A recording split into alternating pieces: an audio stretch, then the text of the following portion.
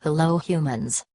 Today's video is a scary story called You Finally Found Out by Mbazal.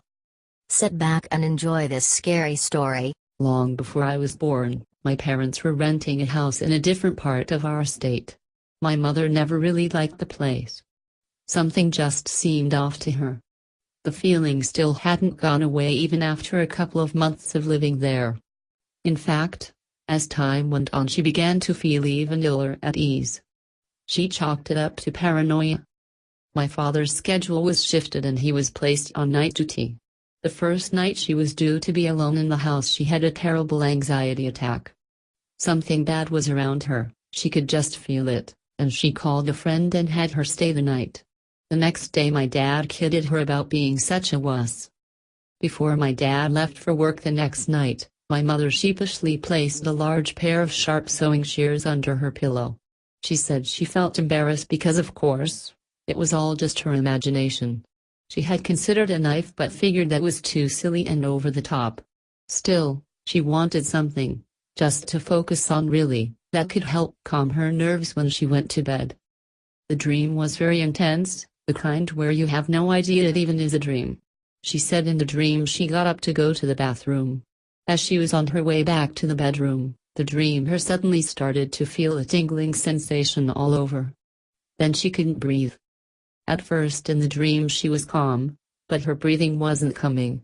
She tried swallowing and felt a hard pressure against her throat, a hand pushing and not letting go.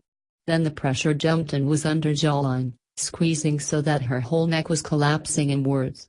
She fell to her knees. She was suddenly aware that she was making gurgling sounds.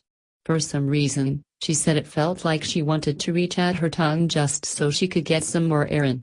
There was a throbbing under her ears and the hallway started jolting.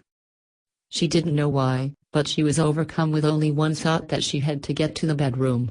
She began crawling along the hall on her knees, propelling herself along by her elbows, still choking and gasping.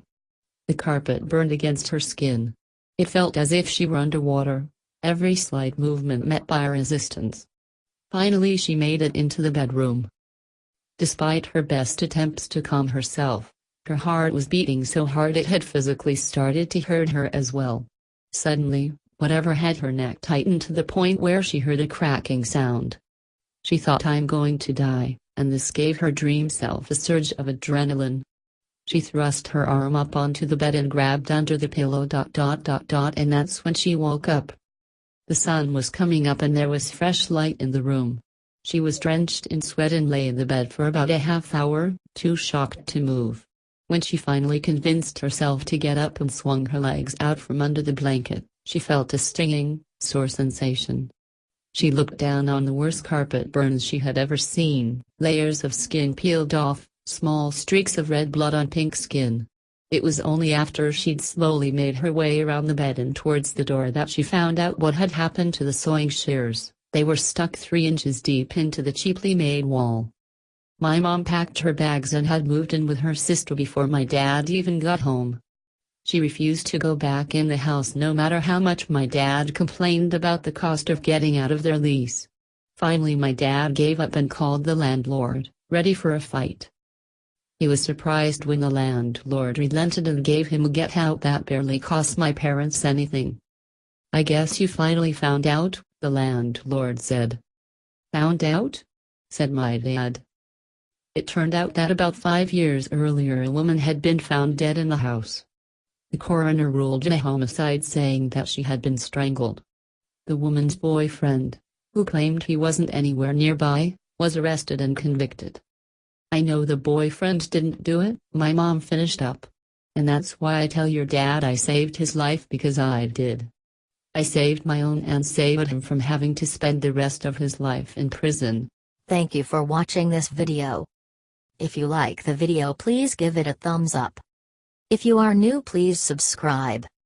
Please comment below and tell us what you think. Your comments help us become a better YouTuber.